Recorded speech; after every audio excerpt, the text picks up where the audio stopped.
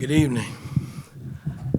Let me just say it's a tough day in Indiana basketball. You know, when you lose a legend like Bob Knight, who meant the world to me, man, in terms of my growth. I mean, he basically shaped my whole career.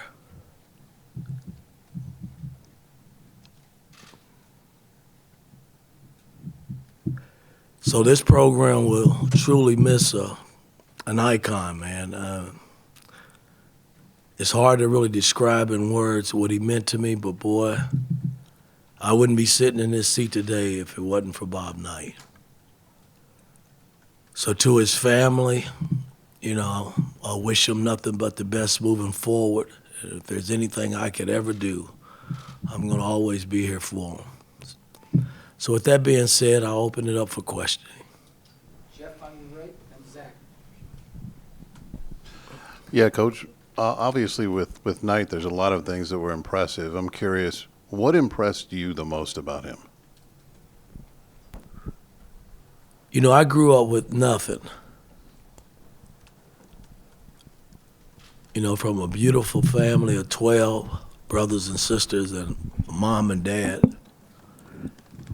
And I think what impressed me the most when he recruited me and he came to the house, he promised me that I would get an education and that I would play for the best basketball program in the country. And that's all I needed to hear, somebody to give me an opportunity. So that impressed me. It impressed, sure in the hell impressed my mother probably more than me because I was the only one that was able to go to college and get an education and graduate. Zach on your left, and Mike. Mike, you've talked about coaches you've worked with, coaches that have, Cotton Fitzsimmons and Larry Brown, guys like that. What, I guess in your day-to-day approach to the job, what are the things that you think you take most from Coach Knight, whether it's the way he taught or, some of the stuff he ran, just maybe the way he carried himself? It was all about his preparation, people. I mean, we were always prepared to play. And that's so important. You know, you can will yourself to win, but can you really prepare yourself to really win? And that's what he did when he was here, man. He prepared guys to play at a higher level than most of the teams that he played against, coached against. I would say his preparation probably stands out more than anything. Because we never went into a game not knowing what the hell we were doing. We didn't win every game, but we were in a lot of games. And the games that we lost, it wasn't because we weren't prepared. Mike on your left, and Todd.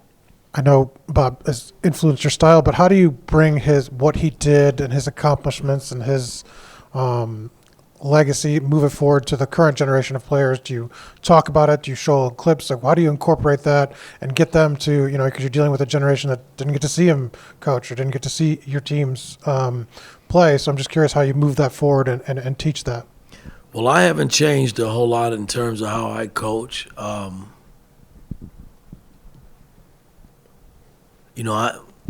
bend some, I give some, and I take some. I think coaching is coaching. And I truly believe, I've always believed this, all players want to be coached. It's just finding the right buttons to coach them.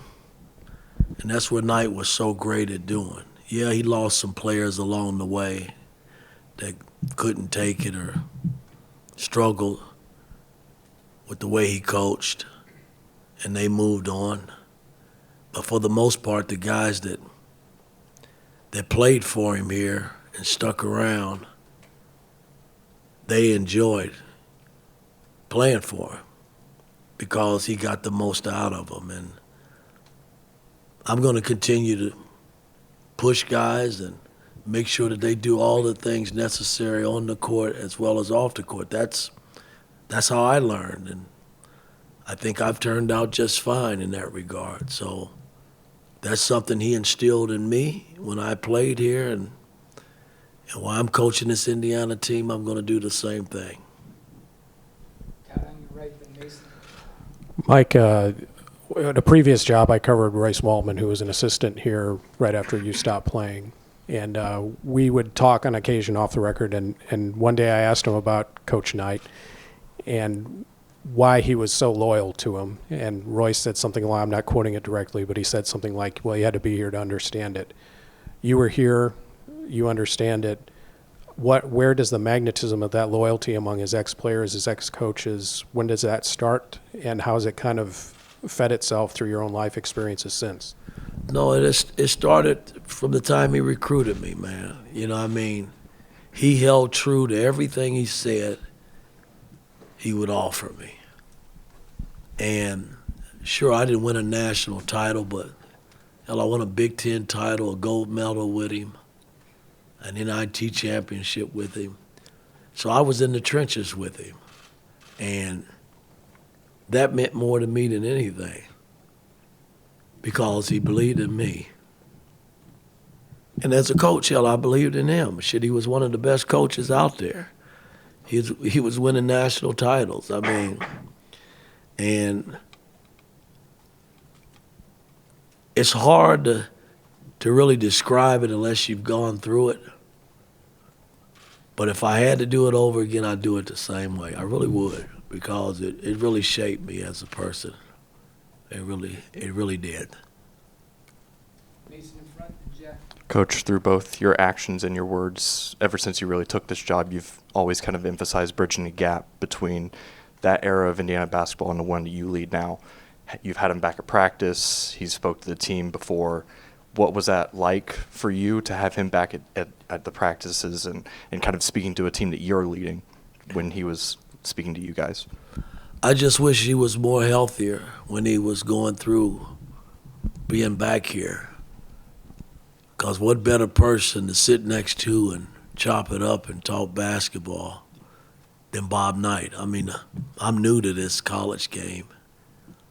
And, boy, if he was right, man, it would have been unbelievable to sit next to him. And he helped me navigate through the waters of college basketball because he's so brilliant. His mind is just, it was phenomenal in terms of his thought and his process in terms of beating his opponent. I mean, he was always 2 steps ahead of everybody. I always thought that as a coach with him. He saw things that as players we didn't see. And most great coaches are like that. So that part of it, you know, being back, you know, I think about that all the time because I can still sit and talk to Larry Brown and some of the guys that I've worked with, but I couldn't do that with Coach Knight because his health wasn't there. Jack on your left, and Jim. Yeah, Mike, what do you tell your current team about when you played for Coach Knight that you maybe hope that sticks with them or that they take into their lives? That they can always count on me being there. That's important. After all the things Coach and I went through over the 4 years, I went on to play 11 years and he was there every year. Come see me play here and there. And as a coach, he was always there as a coach. I could lean on him. Hell, he was the reason why I got my first coaching job because he had to make a phone call for me to an owner. And he made that call, and the next day I was hired. First time assistant in the NBA. So I would hope my players can respect me enough after they're done playing for me that they can reach back and call me and say, hey, Mike, can you help me if I need it? That's more important to me than anything, and making sure that they're doing all the things necessary while they're here with me on and off the court. That's that's what I went through. Jim, row 2, 7. Mike, we talked about his preparation and how deep he would get into that and have players ready. And I've heard a lot of players say the games were much easier than the practices. But during the games, his genius would also come out because there are always times where things don't go the way that you expected them to go. But he was able to see things that a lot of people couldn't see. What did you learn? What did you see? What are some of the examples of that? Well, I mean, it's hard to describe it unless you're there on the floor and you're playing the game, and going through it. I think one game that truly stands out is over in Puerto Rico playing for the gold medal. And that meant so much to Coach because of all the turmoil that surrounded that gold medal. And I remember playing Puerto Rico, and we were up, I think, 13 with about 4 or 5 on the clock. Thought we could really coast out and win the gold medal, and they made a hell of a run to cut our lead to 3. And I was the captain of that team, and I remember him calling the timeout. And he grabbed me by my jersey and he pulled me into his face. And from the viewer's eyes, you guys probably thought, hey, he's up to no good. And he pulled me and he said, Woody, don't let us lose the gold medal. And we went back out and went on a 9-0 run to bring the gold medal home. It's just the little things. I mean, he could have not pulled me in and just said, hey, come on, let's go win this thing. But he came to the main source, and that was me being the captain. And the fact that he pulled me in never once entered my mind. It was what he said. And it registered. We got the job done, won the gold medal, and came home. Seth, row 2 on your right, and a couple more. Mike, obviously we all found out the news yesterday evening. I'm just wondering when and how did you hear the news, and just what's the last day been like for you since you heard the news? Well, we had practice. After practice, I went in to steam and shower, and Tim Garl came in and told me he had passed. And it's tough. I mean, it's tough.